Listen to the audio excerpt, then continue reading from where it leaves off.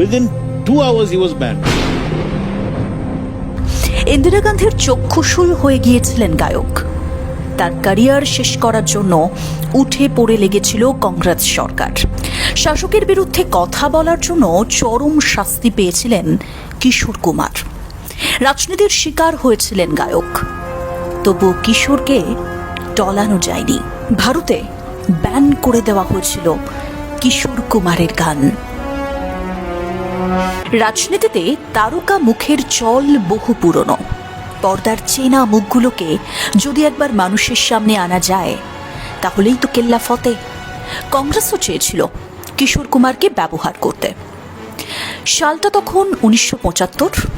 প্রধানমন্ত্রী ইন্দিরা গান্ধীর আদেশে গোটা দেশে জারি হয়েছে জরুরি অবস্থা। সংবাদ মাধ্যম থেকে শুরু করে গণমাধ্যম সবকিছুই বন্ধ করে দেওয়া হয়।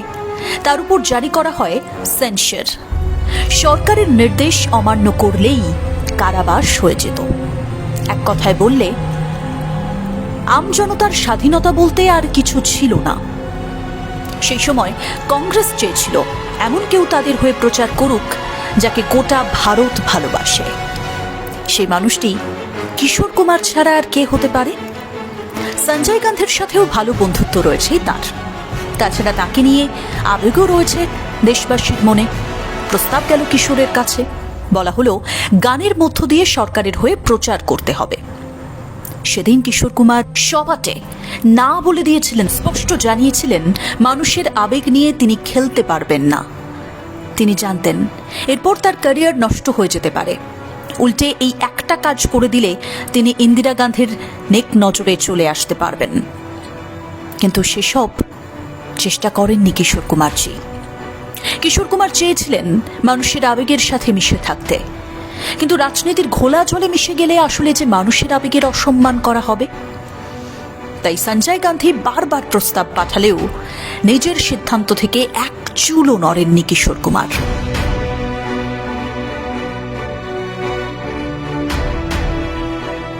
তাকে যুব কংগ্রেসের পদযাত্রায় হাঁটতে বলা হয়েছিল, কিন্তু সেখানেও তার সাফ জবাব। এরপর তৎকালীন তথ্য ও সম্প্রচার মন্ত্রণালয়ের বিদ্যাচরণ শুক্লা কংগ্রেসের পক্ষ থেকে 20 দফা কর্মসূচির প্রচারের প্রস্তাব নিয়ে এলেন। তখনও তিনি নিজের সিদ্ধান্তে অনড় রইলেন। জানতেন বিপদ আসবে, আসুক, কিন্তু এভাবে সবকিছু মেনে নিয়ে মাথা নোয়ানোর পাত্র কিশোর কুমার ছিলেন না। কংগ্রেসের শীর্ষ নেতৃত্বের কাছে খবর পৌঁছতে বেশি সময় লাগলো না। এরপর যা হওয়ার সেটাই ঘটল। অল ইন্ডিয়া রেডিও, দূরদর্শন সহ সমস্ত জায়গা থেকে ব্যান করে দেওয়া হলো কিশোর কুমারকে। আগেকার রেকর্ড করা গানও প্রচার করা যাবে না। বেসরকারি রমরমা তখন এত ছিল না। ব্রডকাস্টিং মিডিয়া থেকে রাতারাতি গায়েব করে দেওয়া হলো কিশোর কুমারকে। হুমকি গেল বলিউডের নির্মাতাদের কাছে, কোন ছবিতে কিশোর কুমারকে নেওয়া হলে তার কপালে দুঃখ আছে। সব দিক দিয়ে কিশোরকে ফিনিশ করে দেওয়ার মরিয়া চেষ্টা। কিন্তু সরকার ভুলে গিয়েছিল যে তিনি কিশোর কুমার। কারো দাবিদারি করার জন্য তার জন্ম হয়নি। এত কিছুর পরেও একটা দিনের জন্যেও মাথা নোয়াননি তিনি। অনেকেই মনে করেছিলেন কিশোর হয়তো আর কখনোই কামব্যাক করতে পারবেন না। Kishore Kumar just finished. কিন্তু কিশোর কুমারকে শেষ করা কি এতটা সহজ? না বস, আসলে সরকার পক্ষ সেদিন হিসেবটা ঠিকঠাক কষতে পারেনি। তাকে তো দমানো যায়নি, উল্টে চিরস্মরণীয় হয়ে গেছে কিশোর কুমারের ওই পদক্ষেপ। সরকারের এই পদক্ষেপে রেগে লাল হয়ে গিয়েছিলেন শান্তশিষ্ট মোহাম্মদ রফিও। সোজা সঞ্জয় গান্ধীকে প্রশ্ন করেছিলেন জওহরলাল নেহরুর নাতি হয়ে এই কাজ তিনি কিভাবে করলেন। একই সময় নাট্যকর্মী স্নেহলতা রেড্ডির মৃত্যু হয়ে যায়। মিডিয়ার রিপোর্ট অনুযায়ী তিনি সরকারের বিরুদ্ধে প্রতিবাদ আন্দোলনে সামিল ছিলেন।